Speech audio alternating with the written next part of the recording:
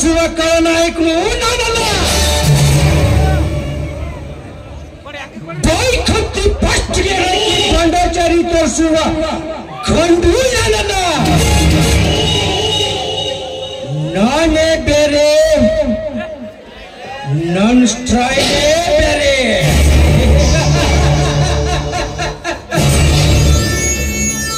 ನಾನು ಎದ್ದರೆ ಕಿಡಿ, ಹೋದರೆ ಬೆಂಕಿ, ಕೈಯಿಟ್ಟರೆ ಜ್ವಾಲೆ. ಆ ಜ್ವಾಲೆಗೆ ಇನ್ನೊಂದು ಹೆಸರೇ ಈ ರಾಜ. ಕಳ್ಳತನ ಮಾಡಿ ಬದುಕುತ್ತಿದ್ದ ನನ್ನ ತಂದೆ ತಾಯಿಯನ್ನು ಊರಿನಿಂದ ಹೊರ ಹಾಕಿ ನನ್ನನ್ನು ಅನಾಥನಾಗಿ ಮಾಡಿದನಲ್ಲ ಶಿವ.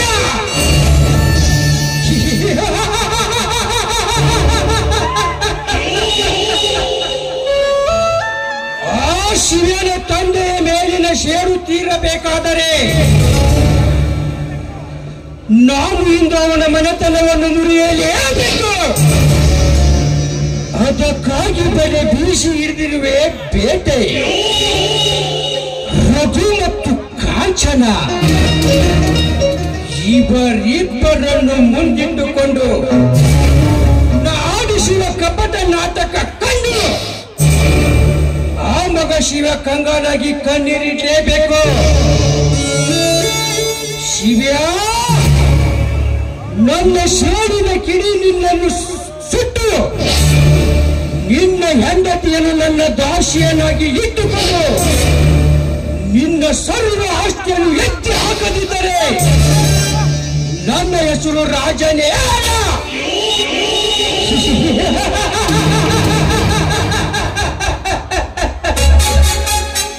ಇವನು ರಾಜ,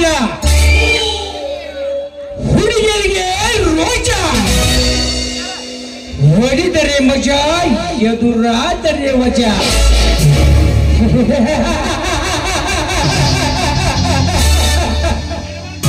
ರಘು, ಕಾಂಚನ,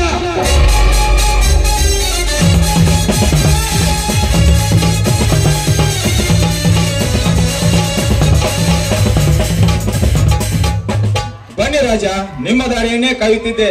ಹೇಳಿ, ಮುಂದೆ ನಾವೇನು ಮಾಡಬೇಕೆಂದು. ರಘು, ನಿನ್ನ ಸೊಸೆ ಕಾಂಚನ ಇವತ್ತು ನನ್ನ ವೈರಿಯ ಮನೆಯಾದ ಅಣ್ಣನ ಅರಮನೆ ಸೇರಬೇಕು. ಅದು ಹೇಗೆ? ಹೇಳುತ್ತೇನೆ ರಘು. ನೀನು ಹೋಗಿ ಆ ಶಿವಪ್ಪನಿಗೆ ಇಲ್ಲಿಗೆ ಬರುವಂತೆ ಮಾಡಬೇಕು. ಅವನು ಬರುವ ಸಮಯದಲ್ಲಿ ಇಲ್ಲಿ ನಾನು ನಿನ್ನ ಸೊಸೆಯ ಮೇಲೆ ಬಲಾತ್ಕಾರ ಮಾಡುವ ನಟನೆ ಮಾಡುತ್ತೇನೆ. ಇದರಿಂದ ನಮಗೇನು ಲಾಭ ರಾಜ? ಲಾಭ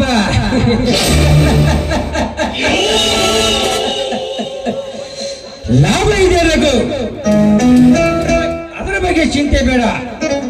ಹೇಳಿದ ಕೆಲಸ ಮೊದಲು ಮಾಡು. ಸರಿ ರಾಜ, ನಾನು ಹೋದರೆ ಆ ಶಿವಣ್ಣನಿಗೆ ಅನುಮಾನ ಬರುತ್ತದೆ. ಅದಕ್ಕಾಗಿ ಬೇರೆಯವರನ್ನು ಅಲ್ಲಿಗೆ ಕಳಿಸಿ ಅವನು ಇಲ್ಲಿಗೆ ಬರುವಂತೆ ಮಾಡುತ್ತೇನೆ. ನಾನು ಬರುತ್ತೇನೆ ರಾಜ. ಕಾಂಚನ, ರಾಜ, ನಾನು ಶಿವಣ್ಣನ ಮನೆ ಸೇರಿ ಏನ್ ಮಾಡ್ಬೇಕು?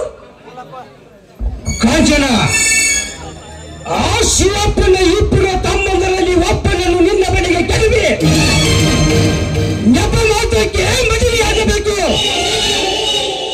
ನಿನ್ನ ತಾಳಕ್ಕೆ ತಕ್ಕಂತೆ ಕುಣಿಯುವಂತೆ ಮಾಡಿ ಅವನ ಎಲ್ಲ ಸರ್ವ ಆಸ್ತಿಯನ್ನು ಎತ್ತಿ ಹಾಕಬೇಕು.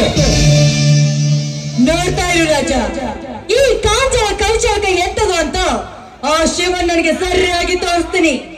ಬಿಸಿಲಿನಲ್ಲಿ ಕೂಡ ಚಳಿ ಮುಟ್ಬೇಕು, ಆ ರೀತಿ ಮಾಡ್ತೀನಿ. ಕಾಂಚನ, ನನ್ನ ಆಶೆಯನ್ನು ನೀನು ಈಡೇರಿಸಿದರೆ ನೀನು ಬೇಡಿರನ್ನು ಕೊಡುತ್ತೇನೆ, ನಿನ್ನನ್ನು ರಾಣಿಯಾಗಿ ಮೆರೆಸುತ್ತೇನೆ. ರಾಣಿ? ರಾಜ, ರಾಣಿಯಾಗಿ ಮೆರೆಯೋದು ನನ್ನ ಆಸೆ. ಆದ್ರೆ ನಿಮ್ಮ ಆಸೆಯನ್ನು ಈಡೇರಿಸದೆ ಹೋದ್ರೆ ನಾನು ರಘುನ ಸೊಸೆನೇ ಅಲ್ಲ. ಕಾಂಚನ, ನೀನು ಯಾವುದೇ ಕಾರಣಕ್ಕೂ ಆ ರಘುನ ಸೊಸೆ ಎಂದು ಗೊತ್ತಾಗಬಾರದು. ಅನುಮಾನ ಬರದ ರೀತಿಯಲ್ಲೇ ನೀ ಇರಬೇಕು. ಕಾಂಚನ, ಹೇಳಿ. ಆ ಶಿವ ಇತ್ತ ಕಡೆನೆ ಬರುತ್ತಿದ್ದಾನೆ. ನಮ್ಮ ಕಳ್ಳ ನಾಟಕ ಪ್ರಾರಂಭಿಸೋಣ. ಏನೇ ಬಣ್ಣದ ಹೆಣ್ಣೆ, ನನ್ನ ಕೆನೆಗೆ ಹೊಡೆಯುತ್ತೀಯಾ? ಬಾರೇ, ಇನ್ನು ಮುಗಿದು ನಿನ್ನ ಶೀಲದ ಕತೆ.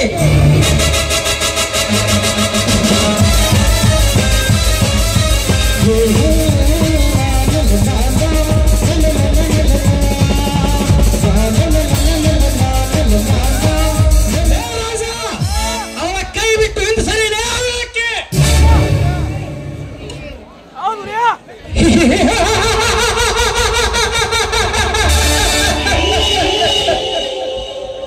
ಹುಡುಗಿಯರಿರುವ ಮನೆಗೆ ಹುಡುಕಿಕೊಂಡು ಬರುವುದೇ ಈ ರಾಜನ ಹುಟ್ಟು ಗುಣ. ಸುಮ್ಮನೆ ಹೊರಟು ಹೋಗು ಇಲ್ಲಿಂದ. ಸಾಕು ಮಾಡು ನಿನ್ನ ಪೌರುಷ. ಯಾಕೆಂದರೆ ನಿನ್ನ ಕಾಲಲ್ಲಿರುವ ಮಂದು ಎಂದು ತಿಳಿಯಲೇ ಪದ್ಮಾಸ್. ನಮಗೆ ಜನ್ಮ ಕೊಟ್ಟವಳು ಹೆಣ್ಣು, ಹೆಂಡತಿಯಾಗಿ ಬಂದವಳು ಹೆಣ್ಣು, ಮಗನಾಗಿ ಹುಟ್ಟಿದವಳು ಹೆಣ್ಣು. ಹೆಣ್ಣಿನ ಜೀವನವೇ ಹೆಣ್ಣೆಂಬುದನ್ನು ಮರೆತು ಮಾತನಾಡುವ ಮಾರಿಗೆಟ್ಟವನೇ. ಹೆಣ್ಣು ಬಾಳಿನ ಕಣ್ಣು, ಹೆಣ್ಣು ಸಮಾಜದ ಕಣ್ಣು, ಹೆಣ್ಣು ಆದಿಶಕ್ತಿ ಅನ್ನೋದು ನಿನ್ನ ಕತ್ತೆ ಮಗನಿಗೆ ಹೇಗೆ ತಿಳಿಯಬೇಕು? ಮರ್ಯಾದೆಯಿಂದ ಹೇಳುತ್ತಿದ್ದೇನೆ, ಮೊದಲು ಅವರ ಹತ್ರ ಕ್ಷಮೆ ಕೇಳಲೇ ಮಗ. ಕ್ಷಮೆ?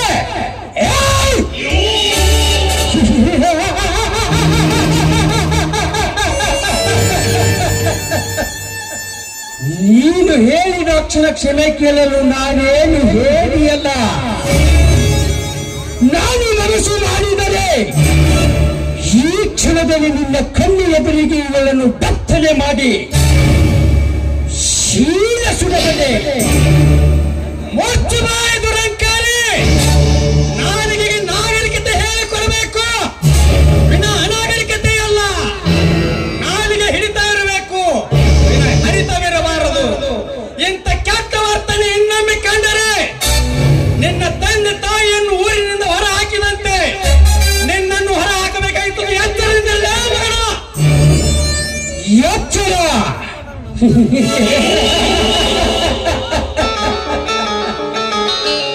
ನಿನ್ನ ಎಚ್ಚರದ ಮಾತಿಗೆ ಬೆಚ್ಚಿ ಬೀಳಲು ನಾನೇನು ಹಾಲು ಕುಡಿಯುವ ಕಂದನಲ್ಲ. ಏಷಿಯ, ನೀನು ಕಂಡ ಶೇಯಾಗಿದ್ದರೆ ನನ್ನನ್ನು ಊರಿನಿಂದ ಹೊರ ಹಾಕಲೇ ನೋಡೋಣ. ಏನಾಗಿದೆ ಮಗಳೇ? ಧರ್ಮದ ದೊರೆಯಾಗಿರುವ ನನ್ನನ್ನು ಏಕವಚನದಿಂದ ಮಾತನಾಡುತ್ತೀಯ ಮಗನೇ. ಅಣ್ಣನ ಅರಮನೆ ಅಂದರೆ 60 ಹಳೆಯ ಜನರು ಗೌರವ ಕೊಡುತ್ತಾರೆ. ಕಾರಣ ನಮ್ಮ ಮನೆತನ ನ್ಯಾಯ, ನೀತಿ, ಧರ್ಮದ ಉಸಿರಾಗಿದೆ ಎಂದು. ಶಿವಣ್ಣ ಅಂದರೆ ಸತ್ಯದ ಪ್ರತಿರೂಪ ಅಂತ ನನ್ನ ಅಣ್ಣನ ಮೇಲೆ ಗಂಡಸ್ತನದ ಬಗ್ಗೆ ಮಾತನಾಡುತ್ತೀಯ ಮಗನೇ. ನಿನ್ನನ್ನು ಸುಮ್ಮನೆ ಬಿಡುವುದಿಲ್ಲ. ನಿನ್ನ ಶಿರವನ್ನು ಕತ್ತರಿಸಿ ಹೊರಬರುವ ಬಿಸಿ ರಕ್ತವನ್ನು ಘಟನೆ ಕುಡಿಯದಿಡ ಬಿಡುವುದಿಲ್ಲ ಮಗನೇ. ಅರ್ಜುನ್, ಸಮಾಧಾನ ಮಾಡಿಕೊಪ್ಪ, ಸಮಾಧಾನ ಮಾಡಿಕೊ. ಲೇ ರಾಜ, ನೀನು ತಪ್ಪು ಮಾಡಿದಾಗ ನಿನಗೆ ಅವಕಾಶ ಕೊಟ್ಟೆ, ಆದರೆ ನೀನು ಬದಲಾಗಲಿಲ್ಲ. ಬದಲಾಗುವ ಗುಣ ನಿನ್ನ ಹತ್ತಿರ ಇಲ್ಲ. ಈ 1 ರೂಪಾಯಿಗಿರೋ ಬೆಲೆ ನಿನಗಿಲ್ಲ, ತೆಗೆದುಕೋ ಮಗ.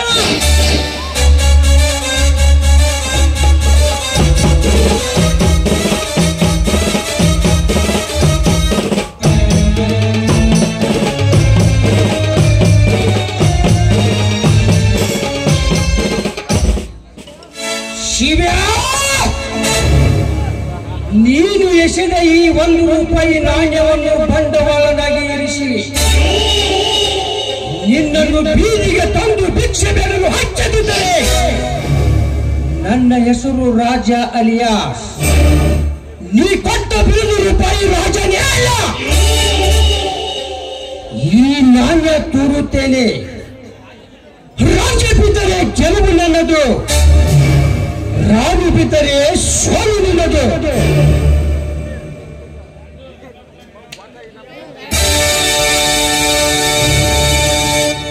ಏಷ್ಯಾ ಬಿಚ್ಚಿರುವುದು ಆಗದೆ ಸಾವಿನ ಜೊತೆ ಸಾವಿನ ಮಗನೇ. ಏನಂದ್ರೆ ಮಗನೇ, ಬಾಯಿ ಬಿಗಿಡುವುದು ಮಾತನಾಡು. ಸುಳ್ಳಿನ ಸಂತೆಯಲ್ಲಿ ಬದುಕುತ್ತಿರುವ ನೀನು ನ್ಯಾಯದ ದಾರಿಯಲ್ಲಿ ಬದುಕುತ್ತಿರುವ ನಮ್ಮ ಅಣ್ಣನನ್ನು ಸೋಲಿಸಲು ಅದು ಎಂದಿಗೂ ಸಾಧ್ಯವಿಲ್ಲ. ಯಾಕಂದ್ರೆ ಧರ್ಮವಂತರ ಹೊಟ್ಟೆಯಲ್ಲಿ ಹುಟ್ಟಿ ನಿಮ್ಮಂತ ಕಟುಕರಿಗೆ ತಲೆ ತಟ್ಟಿ ನಿಮ್ಮಂತ ದುಷ್ಟರನ್ನು ಕಂಬಕ್ಕೆ ಕಟ್ಟಿ ಬರಗಾಲಿನಲ್ಲಿ ಮೆಟ್ಟಿಸಿದ ಔಷಧ ನಮ್ಮದು.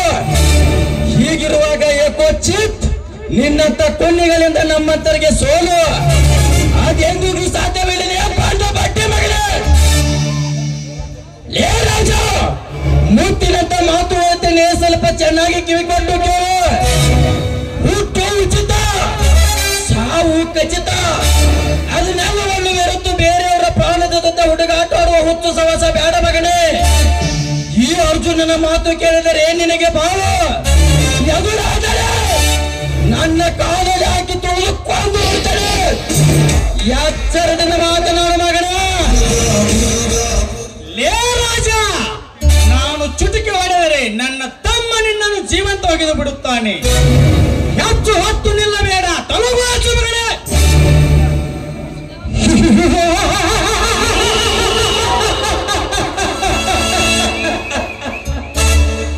ಹೋಗುತ್ತೇನೆ ಶಿವ, ಹೋಗುತ್ತೇನೆ.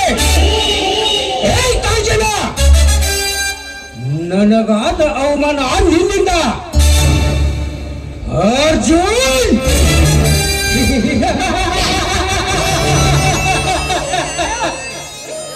ನಿನ್ನ ಗರ್ಜನೆಯನ್ನು ಅಡಗಿಸದಿದ್ದರೆ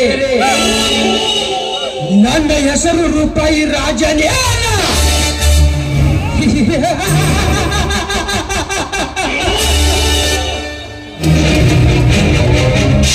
ಚೋರರಿಗೊಂದು ಕಾಲ, ಶೂರರಿಗೊಂದು ಕಾಲ. ಸುಮ್ಮನೆ ಹೋದರೆ 3 ದಿನ ಬದುಕುತ್ತೀಯ. ಮೂರೇ ಕ್ಷಣದಲ್ಲಿ ನಿನ್ನ ರುಂಡವನ್ನು ಚೆಂಡಾಡಿ ಬಿಡುವ ಮಗನ. ಯಜಮಾನಿ, ಸರಿಯಾದ ಸಮಯಕ್ಕೆ ಬಂದು ನನ್ನ ಶೀಲಮಾನ ಎಂದು ಕಾಪಾಡಿದ್ರಿ. ಈ ನಿಮ್ಮ ಉಪಕಾರ ನಾನೆಂದಿಗೂ ಮರೆಯೋದಿಲ್ಲ. ಇರಲಿ ಬಿಡಮ್ಮ, ನಮ್ಮ ಕರ್ತವ್ಯ ನಾವು ಮಾಡಿದ್ದೇವೆ. ಅರ್ಜುನ್, ಇವಳನ್ನು ಮನೆ ಕೆಳಕೊಂಡು ಬಾ, ನಾನು ದೇವಸ್ಥಾನಕ್ಕೆ ಹೋಗಿ ಬರ್ತೇನೆ. ಅರ್ಜುನ್, ಈ ನಿಮ್ಮ ಧೈರ್ಯ ಸಾಹಸವನ್ನು ನಾನು ತುಂಬಾನೇ ಮೆಚ್ಚಿಕೊಂಡೆ. ನಿಜ ಹೇಳ್ಬೇಕಂದ್ರೆ ಈ ಕಲಿಯುಗದ ಅರ್ಜುನ ಅಂದ್ರೆ ನೀವೇ ಕಣ್ರಿ. ಮಗಳಿಗೆ ಮಾತು ಸಾಕು, ಬನ್ನಿ ಮನೆಗೆ ಹೋಗೋಣ. ಬನ್ನಿ ಹೋಗೋಣ.